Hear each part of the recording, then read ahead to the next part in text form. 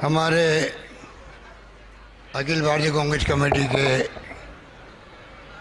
महामंत्री और वरिष्ठ नेता मुकुल वासनिक जी, हमारे राजस्थान के प्रभारी महामंत्री अजय माकन साहब, गुजरात के प्रभारी रघु शर्मा जी, हमारे प्रदेश कांग्रेस कमेटी के अध्यक्ष गोविंद दोतासा जी, पीसीसी के गुजरात के अध्यक्ष जगदीश भाई ठाकुर साहब, सीएपी लीडर गुजरात के सुखराम जी राठवा, सेवा दल के राष्ट्रीय अध्यक्ष लालजी भाई देसाई, वर्किंग कमेटी के मेंबर रघुवीर मीणा जी, हमारे वरिष्ठ साथी और मंत्री महेंद्र जी सिंह मालविया जी, रामलाल जी जाट साहब, भंवर सिंह जी भाटी, अर्जुन जी बामनिया, शंकर यादव जी, सीताराम जी लांबा, राम सिंह जी राव और यहाँ के लोकप्रिय विधायक गणेश गोगरा जी, हमारे वरिष्ठ नेता ताराचंद भगोरा जी, दयाराम जी परमार साहब, विधायक श्रीमती प्रीति सक्तावत, नगराज जी मीणा, दिनेश खोडनिया जी जिला अध्यक्ष, वरिष्ठ नेता शंकरलाल जी आहिरी, गौतम पांड्या जी और सेवा दल के राजस्थान के अध्यक्ष हेमचंद शेखावत जी और तमाम उपस्थित पदयात्रीगण, बुजुर्गों, भाइयों, बहनों, नौजवान साथियों, ये गौरव यात्रा के बारे में बहुत कुछ कहा गया। ये सोनिया गांधी जी, राहुल गांधी जी की सोच थी कि सेवा दल को एक महती जिम्मेवारी सौंपी जाए। पूरे देश को संदेश देने वाली यात्रा है ये मामूली यात्रा नहीं है। जो 7 साल का कुशासन है देश के अंदर, राज में आना एक बात है और धर्म के नाम पर, जाति के नाम पर, वर्ग के नाम पर, भाषा के नाम पर तनाव पैदा करना दूसरी बात है। वो देश इतना नहीं हो सकता है। आज देश के हालात ऐसे बन गए हैं कि देश किस दिशा में जाएगा, किस दिशा में जा रहा है, किसी को नहीं मालूम। ऐसी शक्तियाँ आज शासन कर रही है, फासिस्टी शक्तियाँ, जिनका लोकतंत्र में यकीन नहीं है।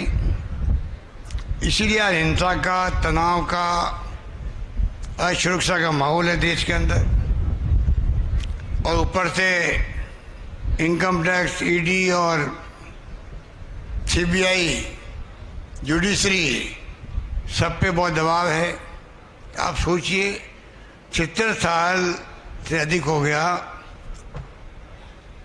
देश को आज़ाद हुए। एक तरफ तो हम उसको मना रहे हैं, अमृत महोत्सव को, जहाँ आज़ादी के पहले भी अभी मेरे साथियों ने कहा किस प्रकार की कुर्बानी दी, त्याग किए, बलिदान दिए देश के नेताओं ने गांधी जी के सानिध्य में। और उनको याद करते हैं, पंडित नेहरू हो, चाहे सरदार पटेल हो, चाहे मौलाना अब्दुल कलाम आज़ाद हो, डॉक्टर अंबेडकर साहब ने बनाया संविधान। आज़ादी के बाद में भी देश एक रहा है, अखंड रहा है, क्योंकि जो सोच बाबा साहब की थी या उन नेताओं की थी जिन्होंने संविधान निर्माण करने में सहयोग किया। अलग अलग धर्म, अलग अलग भाषाएं, अलग अलग जातियाँ के लोग रहते हैं यहाँ पर, उन सबको एकजुट रखना बहुत बड़ी बात थी। तो निभाया। इंदिरा गांधी जी की जान चली गई प्रधानमंत्री पद पर रहते हुए, पर खालिस्तान नहीं बनने दिया। कितने गर्व की बात है कि जान गंवा दी अपनी, और कहा एक दिन पहले ही, शहीद होने के एक दिन पहले ही कहा कि मेरी जान जा सकती है। और ये भी कहा कि जान जाएगी तो मेरे खून का एक एक कतरा देश के काम आएगा।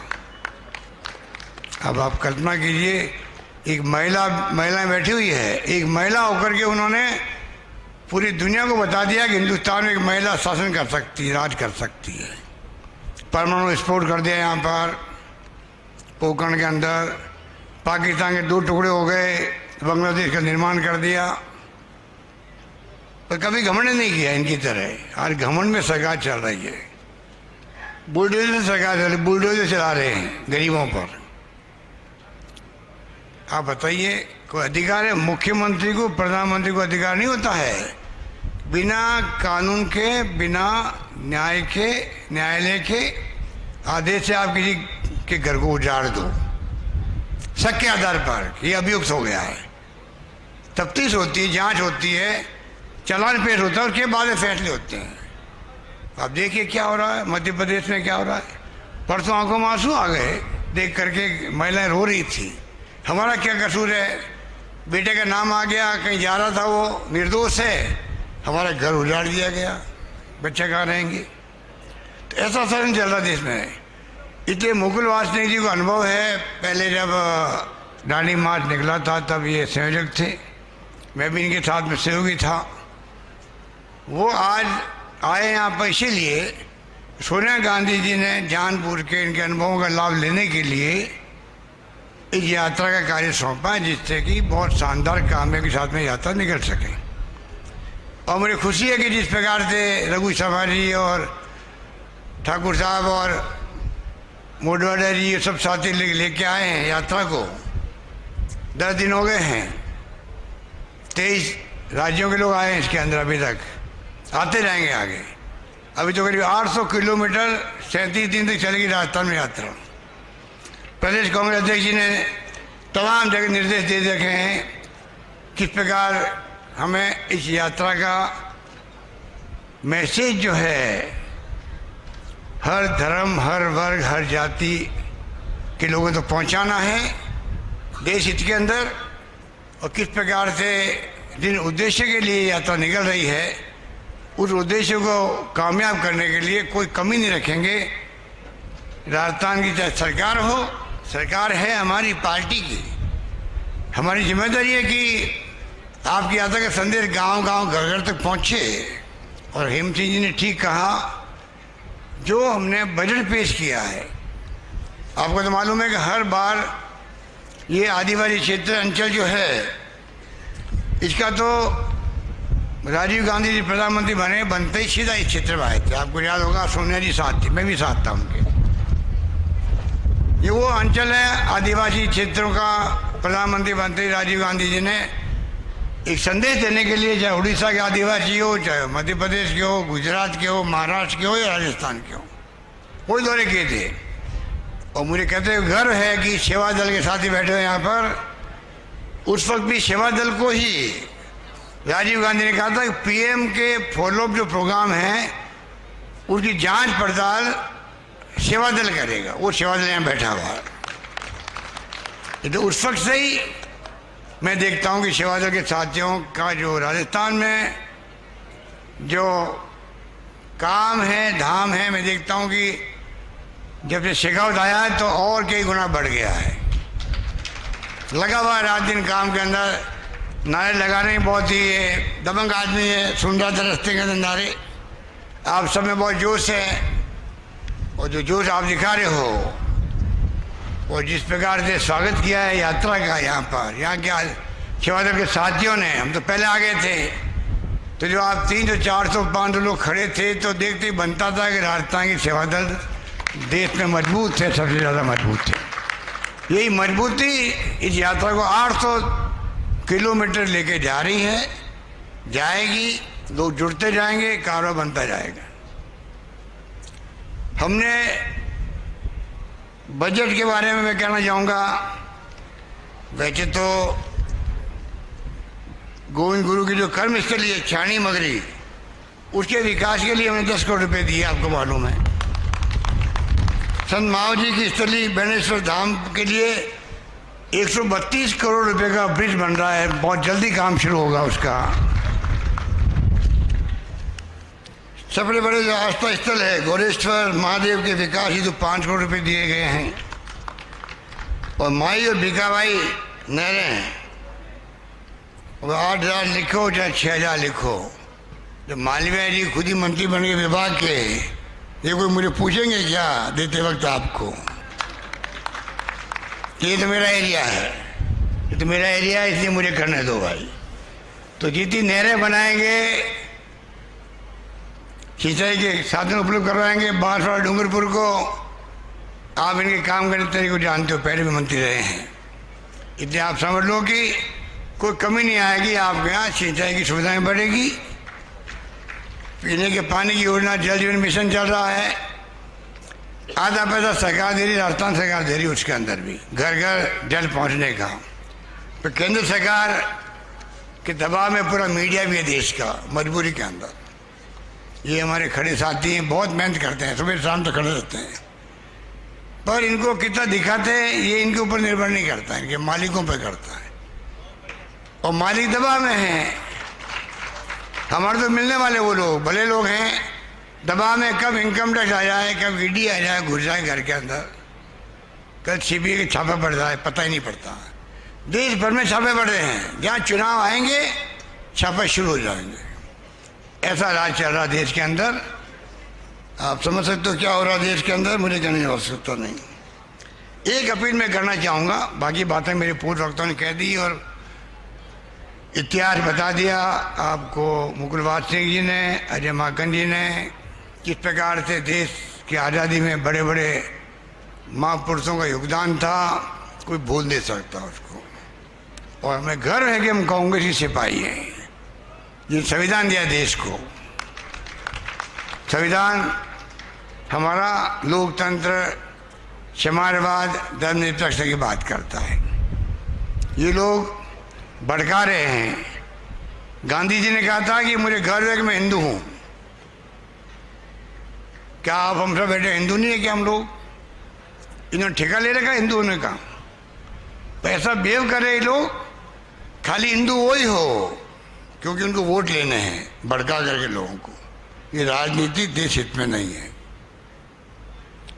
ये राजनीति, आज मोहन भागवत जी का बयान पढ़ा होगा आपने, 15 साल में अखंड भारत बन जाएगा। अभी अखंड भारत ही नहीं है क्या? उनको स्पष्ट करना चाहिए कि आपका अखंड भारत से तात्पर्य क्या है। आज मैं पढ़ रहा था समाचार पत्र में, पाकिस्तान, अफगानिस्तान, पीओके, भूटान, नेपाल, पता नहीं मोहन भागवत जी क्या कहना चाहते, मुझे पता नहीं। पर मैं मोहन भागवत जी को सलाह देना चाहूँगा कि यही सरदार पटेल जिनकी मूर्ति लगाई है आपने, आपके बीजेपी का ना तो सरदार पटेल पर, ना गांधी जी पर, ना अम्बेडकर के साथ कोई रिश्ता था। सरदार पटेल ने तो बैन कर दिया था आरएसएस को जब गांधी जी की हत्या हुई थी। इन्होंने माफ़ी मांगी, लिख के दिया कि हम राजनीति में कभी नहीं आएंगे, हम खाली सांस्कृतिक कार्यक्रम करते जाएंगे। और मैं पूछना चाहता हूँ, ये भारतीय जनता पार्टी सत्ता में आई है, उसमें आपका कितना योगदान है या नहीं है? दो बातें हैं, या तो उनको बड़े बड़े काम, आज भी चुनौती हमारे सामने है, छुआछूत मानवता में कलंक है। आज एक मनुष्य दूसरे मनुष्य के साथ छुआछूत करे, दलित वर्ग के साथ में घोड़ी से उतार दे शादी के अंदर, इससे बड़ा क्या हो सकता है? दुर्भाग्य कि आप बताइए, मानवता में कलंक नहीं तो क्या है? इनको चाहिए सोशल वर्क करना, आपको सांस्कृतिक काम करने, तो आप छुआछूत मिटाने का काम करो, आप ऊंच नीच का भेदभाव मिटाओ, सामाजिक सुरक्षा की बात करो, सोशल सिक्योरिटी की बात क्यों नहीं करते लोग? ये काम करो, या खुल के राजनीति में आओ। आप बीजेपी को मर्ज कर दो आरएसएस के अंदर और जम के राजनीति करो हमारे साथ में। आपकी विचारधारा आपकी है, हमारी विचारधारा हमारी है, मुकाबला करो देश के अंदर। आप छुप के बाहर क्यों कर रहे हो? हम सांस्कृतिक सामाजिक कार्यकर्ता हैं और पूरी राजनीति कर रहे हो आप लोग। और मैं मोहन भागवत जी कहना चाहूँगा, अभी जो हालात बनते जा रहे हैं, सत्ता में आने के बाद में जो पहले आप चाल चरित्र चेहरे की बात करते थे, वो टाइम गया अब आपके। चाहे आरएसएस के आदमी हो, चाहे बीजेपी का आदमी हो, इस देश में सबसे ज़्यादा करप्शन करने वाले कोई लोग हैं, यही लोग भरे पड़े हैं देश के अंदर। कोई सोच नहीं सकता इतना करप्शन हो रहा है। करप्शन कई गुना बढ़ गया है, लोग समझ नहीं पा रहे हैं, सब डरे हुए इनसे, पता नहीं कब हमारे घर पे किसको भेज देंगे। इनकम टैक्स वाले घुसते इनके घरों में, ईडी वाले 7 दिन तक नहीं निकलते। अरे वो घर वाला कहता भाई हुआ क्या है, हमारे कुछ मिले नहीं आपको, सब कुछ नहीं जानते, हम तो तब निकलेंगे तो ऊपर से आदेश आएगा। आप बताइए, ऊपर से आदेश का मतलब गृह मंत्रालय से आदेश आएगा। क्या हो रहा देश के अंदर आपको समझना पड़ेगा। इसलिए मैं आपको निवेदन करना चाहूँगा, कहने को बहुत सारी बातें और भी रास्ते में आएंगे, अध्यक्ष जी जहाँ लाएंगे, जहाँ जहाँ आएंगे, और कहीं मौका लगेगा तो 2 टुक्के लगा देंगे, 2 टुक्के लगा देंगे वहाँ पे भी। अभी खाली मैं इतना ही कहना चाहूँगा कि भाई हमने जो योजना बनाई है, 10 लाख का बीमा कर दिया प्रदेशवासियों का, हिंदुस्तान में कहीं नहीं है 10 लाख का बीमा। मुझे मिला प्रदेश कांग्रेस के कमेटी के दफ्तर के बाहर एक व्यक्ति, साहब मेरा गांव का आदमी आया, हार्ट का ऑपरेशन हुआ, 1.5-2 लाख का बिल बना, मुझे 1 रुपया नहीं देना पड़ा, 137 रुपये मेरे टैक्सी के लगे, वो खाली टैक्सी के लगे। और मैं आपको कहना चाहूँगा, मेरे को 2 बार कोरोना हो गया, कोरोना के बाद में आप भी बच के रहो, अभी तो कोरोना चल रहा है, खबरें आ रही है, मीडिया के अंदर वापस आ सकता है, आप लोग थोड़ा बच के रहना। आप भी, आपको मैं भलाउन दे रहा हूँ। मेरे को 2 बार कोरोना हो गया, और मेरे को ही पोस्ट कोविड कोरोना के बाद में किसी को सांस की, किडनी की, किसी को हार्ट की बीमारी होती है। मुझे हार्ट का मुझे भी हो गया, स्टंट लगा। आपको आश्चर्य होगा, मुझे 1 रुपया नहीं देना पड़ा, फ्री में हुआ वो, क्योंकि चिरंजीवी योजना में लागू कर दी है। मेरे को नहीं लगा 1 रुपया, अस्पताल में अंदर घुसा, बाहर आया फ्री के अंदर। आप बताइए कितने गरीबों को भला हो रहा है। पहले मकान बेचते, गहने बेचते, तब जाकर के इलाज करवाते माँ बाप का, और मालूम था माँ बाप चले जाएंगे दुनिया से, तभी हमारा संस्कार है भाई नहीं जिंदा रखने की पूरी कोशिश करो, चाहे लाख खर्च हो, 2 लाख खर्च हो। 10 लाख तक आपका पूरा फ्री इलाज। भगवान करे एक्सीडेंट नहीं हो, एक्सीडेंट हो जाता है, मर जाता आदमी, तो 5 लाख रुपए का बीमा साथ में कर दिया हम लोग। किडनी खराब होगी, ट्रांसप्लांट करना है, लीवर ट्रांसप्लांट करना है, 15-20 लाख रुपये खर्च होते हैं। बोन मैरो ट्रांसप्लांट करना है, या ऑर्गन ट्रांसप्लांट होते हैं। आदमी मरता एक्सीडेंट में, उसे कोई भी अंग लग जाता, कहीं पर हवाई जहाज में भेजना पड़ता है दूर दूर उसको, यहाँ कई बार यहाँ आता है। हमने कहा उन लोगों के लिए जब 15 लाख खर्च हो, जब 20 लाख खर्च हो, पूरा पैसा सरकार देगी, उनके लिए 1 रुपया उनको खर्च नहीं करना पड़ेगा।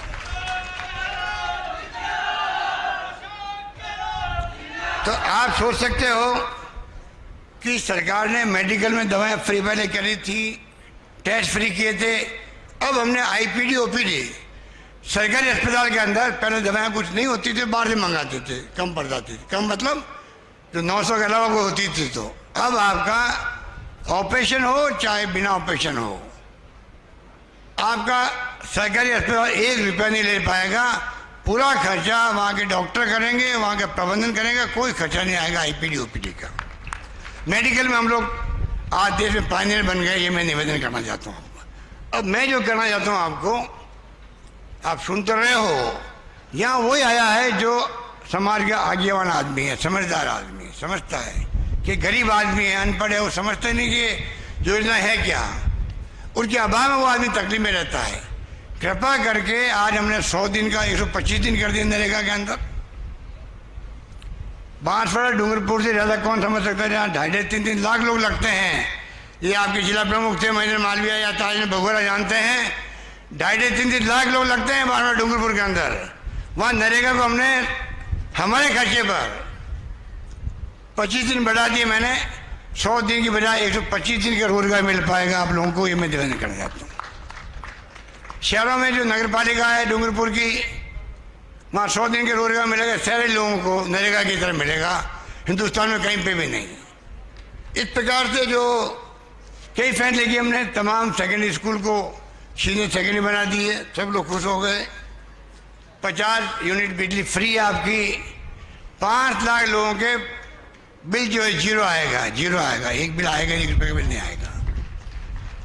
2 रुपये 3 रुपये प्रति यूनिट और कम कर दी, 150 तक के लिए, 300 यूनिट तक के लिए। जो फैसला किया दूध उत्पादकों को 5 रुपये प्रति लीटर दूध के लिए अलग से दे रहे हैं, बोनस उसको दे रहे हैं। कॉलेजेस लड़कियों की खोल रहे हैं हम लोग, मुझे खुशी है कि अब लड़कियों की संख्या राजस्थान में लड़कों से ज़्यादा हो गई, कॉलेजेस के अंदर ये स्थिति बन गई है, राजस्थान हो दिशा में जा रहा है। इसलिए मैं निवेदन करना चाहूँगा, कृपा करके आप, दुर्भाग्य ये जरूर रहा है, हमने कल्पना की थी रतलाम से डूंगरपुर, सोनिया गांधी जी आई थी यहाँ पर डूंगरपुर के अंदर, शिलान्यास किया था रेलवे लाइन का, आपको याद होगा।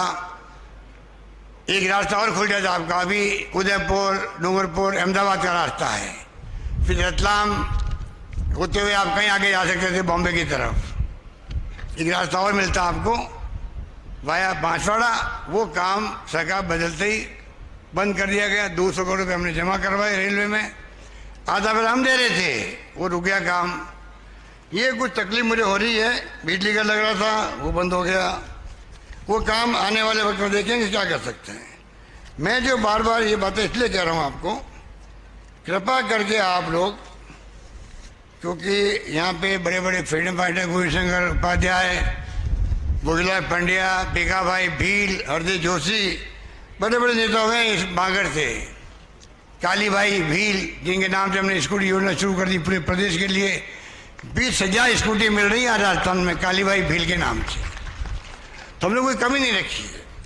आगे भी मैं समझता हूँ कि अभी जो गणेश गोगरा कह रहा था, ये एमएलए मांगते मांगते थक जाते हैं और मैं इनकी मांगों को स्वीकृत करता करता नहीं थक रहा हूँ, ये मैं कह सकता हूँ आपको। इस रूप में काम हो रहा है राजस्थान में, इस रूप में काम हो रहा है। बोलने को बहुत कुछ है पर समय बहुत कम है।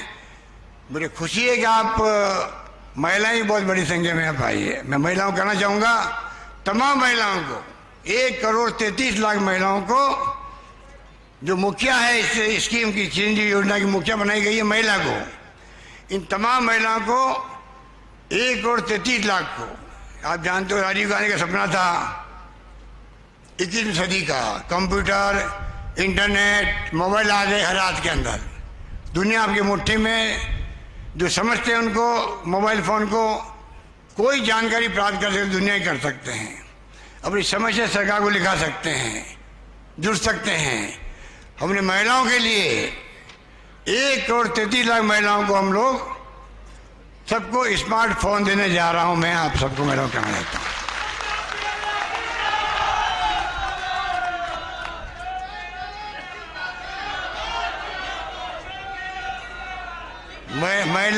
महिलाओं की ताली बजी है, मोबाइल फोन भी बजी है, ज्यादा ताली तो बजी है। सबको मिलेगा मोबाइल फोन और 3 साल का इंटरनेट फ्री मिलेगा, ये भी मैं निवेदन करेगा।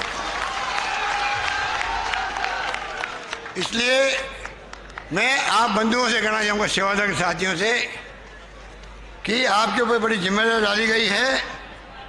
लाडी भाई, आपके ऊपर जिम्मेदारी बड़ी है। कृपा करके हमारी योजना जो है वो गरीब तक कैसे पहुँचे, वो पहुँचती नहीं है। अभी हमारे अजय मागनी कह रहे थे, आप बहुत कंजूस हो, विज्ञापन नहीं देते हो अखबारों के अंदर, क्योंकि अखबारों में विज्ञापन देने की हद होती है। भाई पैसा खर्च क्यों करे बिना मतलब। केजरीवाल ने 400 करोड़ का बजट रखा, 400 करोड़ का पिछले साल, और रिवाइज बजट पेश किया 600 करोड़ का हो गया, लगभग 600 करोड़ हो गया, 650 का हो गया। 650 करोड़ खर्च करते केजरीवाल जी। जब आप शाम को सुबह देखते हो टीवी के अंदर बार बार उनके प्रोग्राम देखते हो, आप उनके वो क्या कहना चाहते हैं। तो भाई हम नहीं चाहते बिना मतलब पैसा खर्च करें। हमारे लिए आप बैठे हो, बहुत ही हो, गांव गांव में जाओगे, रात्रि विश्राम करोगे, जैसा हमारे सेवादल अध्यक्ष ने कहा, शेखावत ने, आप सरकारी योजनाओं को गांव में ढाणी तक पहुंचाएं, कोई गरीब वंचित नहीं रहे। ये तो कुछ नहीं है। 800 योजनाएं मेरी है, 800 योजना की घोषणा की मैंने, 250 मैंने उसमें आधे जारी कर दिए हैं। विपक्ष वाले कहते हैं कि घोषणा के लागू कैसे करोगे। मेरे को गुलाब सिंह कटारिया, वही चिंता आपको है क्या? वो चिंता मुझे होनी चाहिए। मैंने बजट पेश किया है, 250 तो मैं लागू कर दिए राजस्थान के अंदर। पूरी मॉनिटरिंग मैं खुद कर रहा हूँ। करौली घटना के बाद में हमने पुलिस के तमाम एसपी से मैंने बात करी। रामनवमी में आप बताइए, सब धर्मों के लोगों ने फूल बरसाए रामनवमी के जुलूस के ऊपर, कोई घटना नहीं हुई, शांति से। और राज्यों में दंगे भड़के वहाँ पर। इनका काम आग लगाना का काम है, अभी का नहीं, शुरू से ही काम इनका ही है। शुरू से लोग भड़काते धर्म के नाम पर, आग लगाते हैं और कांग्रेस के लोगों का काम हमेशा आग को बुझाने का रहा देश के अंदर। आग बुझे कैसे? जब शांति होगी, सद्भाव होगा, भाईचारा होगा, अहिंसा होगी, वहीं विकास होगा। चाहे परिवार हो, चाहे गांव हो, चाहे प्रदेश या देश हो। ये आग लगाने का काम करते हैं, पूरे मुल्क को भुगतना पड़ेगा। नई जवान पीढ़ी को मैं कहना चाहूँगा, कल आने वाला भारत आपके ऊपर निर्भर करता है। अगर इनकी काली करतूतों को नहीं समझोगे, इनके मंसूबों को नहीं समझोगे, तो पूरे देश को पछताना पड़ेगा, पश्चाताप करना पड़ेगा। मैं निवेदन करना चाहता हूँ। बहुत खतरनाक माहौल में राजनीति देश में हो रही है। आर्टिकल पढ़ो अखबार में क्या आ रहा है, अखबार में क्या डिस्कशन होता है, किस प्रकार ये ट्रोल आर्मी इनकी है। सोशल मीडिया में आपको बात डाल दो, ट्रोल आर्मी में हजारों लोग इनके पास बैठे हुए हैं, क्योंकि इलेक्शन बॉन्ड इनके पास में, पूरा चंदा एक तरफ आ रहा है इनके पास में। बर्बाद कर रहे बाकी पार्टियों को, चंदा को ले नहीं सकता, डर के हमारे को दे नहीं सकता। आप बताइए फिर डेमोक्रेसी कहाँ रही? अगर सबको समान अधिकार नहीं होंगे राजनीतिक पार्टियों को, जैसे हर नागरिक का समानता का अधिकार है, उसी प्रकार राजनीतिक पार्टियों का भी समान अधिकार होता है। एक तरफ खेल खेल रहे लोग, इनके मंसूबे बड़े खतरनाक है। अगर हम नहीं समझे तो सबको तकलीफ होगी। मेरा निवेदन ये है, कृपा करके आप लोग जो सेवादल के साथ ही निकले हो गौरव यात्रा में, यात्रा बहुत लंबी है, जगह जगह आने का मौका मिलेगा, हम खुद आएंगे। जैसे मैंने कहा आपको, आपका हौसला अफजाई भी करेंगे, आपके अनुभव सुनेंगे, और आगे की यात्रा कैसे आप करते हो मैं समझता हूँ उसके बारे में बात भी करेंगे। इसलिए मैं आपको बधाई देता हूँ। 10 दिन की यात्रा बहुत सफल रही। रघु शर्मा जी राजस्थान से हमारे भेजे हुए वहाँ पर डेपुटेशन पर, तो मंत्री पर छोड़ना पड़ा इनको, बताइए डेपुटेशन हुआ ना। इन्होंने कहा भाई मैं 2 काम नहीं कर सकता है, तो मंत्री रहूँगा या प्रभारी बनूंगा, और इन्होंने काम पसंद किया प्रभारी बनने का। कितनी बड़ी बात है। और हमारे दोता साहब ने पीसी अध्यक्ष से ही है, पीसी अध्यक्ष बनना मुझे जिम्मेदारी सौंपी, मैं उसको निभाऊंगा। मंत्री पद आए जाते रहते हैं, तो मंत्री तो कभी बन जाओगे आप। रघु शर्मा जी, आप दोता जी, हरीश चौधरी जो मंत्री हटे हो, खुद ने इच्छा से हटे हो आप लोग। जब चाहोगे मंत्री बन जाओगे भाई। योगदान दे रहे हो कि बैठे हमारे गुजरात के साथी, मैं गुजरात का प्रभारी था आपकी तरह, तो मुझे इन्होंने मुख्यमंत्री बना दिया। आप समझो, राहुल गांधी ने सोच समझ के आपको भेजा होगा वहां पर, सोच समझ के भेजा होगा। मैं खुद 10 महीने रहा गुजरात के अंदर, आपको तो मालूम है। 10 महीने में हमारे मोडवाले जी और ठाकुर साहब सब बैठे हुए हैं। इन सबको मालूम है कि स्टेट बड़ा प्यारा है वो गुजरात। शासन करने वाले जो है वो बड़े खतरनाक लोग हैं, चाहे अमित शाह हो चाहे वो मोदी जी हो। कहते कुछ करते कुछ, कतनी करने में बहुत भयंकर अंतर है उनके, और वो खतरनाक होता है। जो शासन कर रहा है उनको दिल बड़ा रखना चाहिए था। कह दिया 56 इंच का सीना है मेरा, वास्तव में 56 इंच का सीना दिखाना चाहिए था। संवेदनशीलता के साथ में शासन करते, सब जाति धर्म वर्गों को साथ लेके चलते। एक प्रधानमंत्री किसे कहते हैं देश का? प्रधानमंत्री, गृह मंत्री। जहाँ आपके सरदार पटेल बैठे हुए हों, वहाँ बैठे हुए हो, क्या करतूते कर रहे हो? सरकार गिराओ, वोटों के माध्यम से नहीं, पैसों के माध्यम से खरीदो एमएलए को। राज्यसभा चुनाव हो, एमएलए को खरीद कर एक सीट जीतो राज्यसभा की। मध्य प्रदेश में सरकार चुनी हुई थी, आपने 22 एमएलए को खरीद करके 35-35 करोड़ के अंदर आपने सरकार गिरा दी। कहाँ का लोकतंत्र है? राजस्थान सरकार के आप देखिए, ये अमित शाह और ये गजेंद्र शेखावत राजस्थान जोधपुर वाला एमपी, इनको शर्म ही नहीं आई कि जोधपुर का एमएलए मैं हूँ और मुझे मुख्यमंत्री बनने का एक मौका मिला हुआ है। मेरी सरकार गिराने के लिए अमित शाह, गजेंद्र शेखावत, धर्मेंद्र प्रधान, ये सब थे, और हमारी पार्टी के अंदर इन्होंने तोड़फोड़ करनी शुरू कर दी। आप बताइए, ये लोकतंत्र है? ये कहाँ ले आएंगे देश को?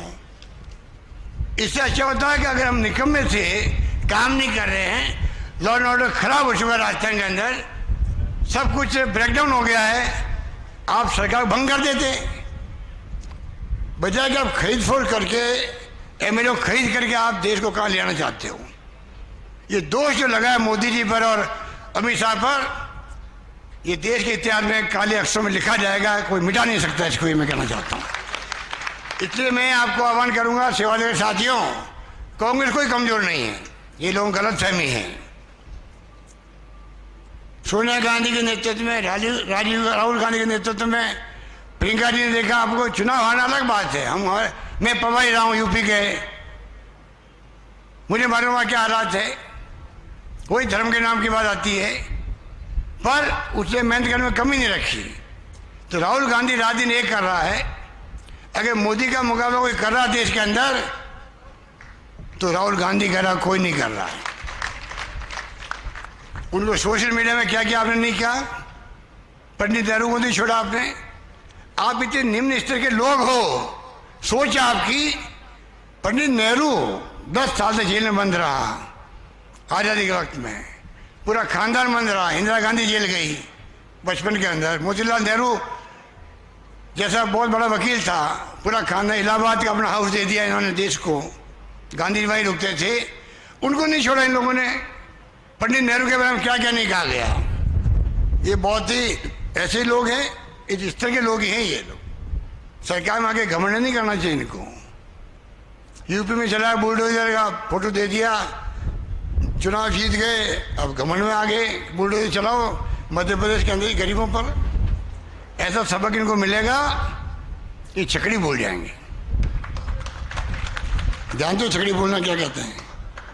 आप समझ गए राजस्थान के लोगों, ये छकड़ी बोल जाएंगे, इनको पता नहीं लगेगा ये हुआ क्या है देश के अंदर।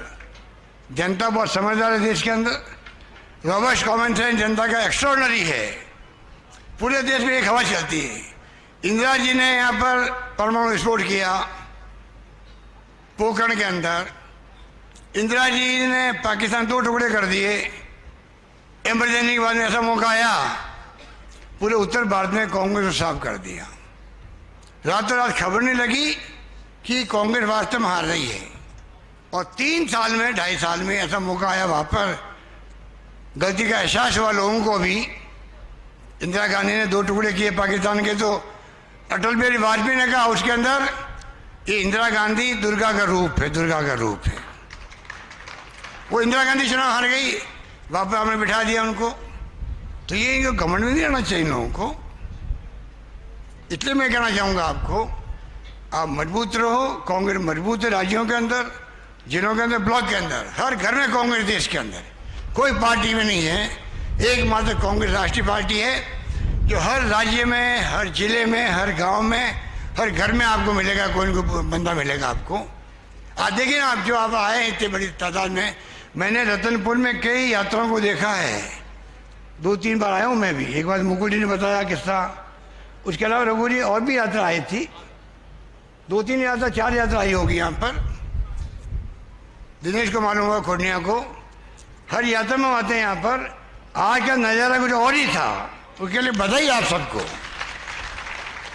आज का नज़ारा जो आप में उत्साह था, यहाँ के लोगों में भी, आप सब में भी, वो तारीफ काबिल था। कांग्रेस कहाँ कमज़ोर है? कांग्रेस तो इस देश के डीएनए में फंसी हुई है। संविधान वही है जो कांग्रेस की भावना है, उस संविधान में है, सबको साथ लेके चलो, और ये उसकी धज्जियां उड़ा रहे। संविधान को बचाने के लिए, लोकतंत्र बचाने के लिए आप सबको जो निकल पड़े हो, आप लोग यात्रा के माध्यम से, आप खुद सोच नहीं सकते इस यात्रा का प्रभाव। कश्मीर से कन्याकुमारी की जो कहावत है, चाहे नॉर्थ ईस्ट के राज्य हो, हर राज्य में आपकी यात्रा का प्रभाव बहुत ही शानदार पड़ेगा। ये बात कहते मैं अपनी बात समाप्त करता हूँ। धन्यवाद। जय हिंद। धन्यवाद।